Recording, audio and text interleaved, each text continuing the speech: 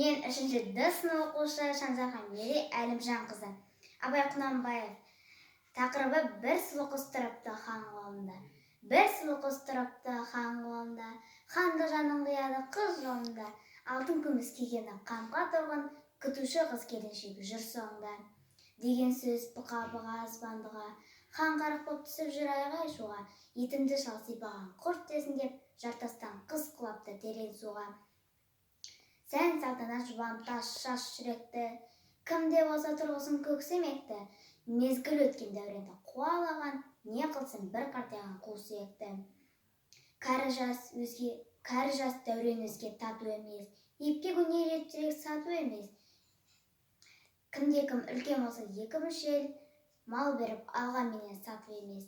Еселер жас қатынды тұтады екен, жасқа азын білдірмей жұтады екен. Ортасында бұлардың махаббат жоқ, сап қоған қашара бұқам екен.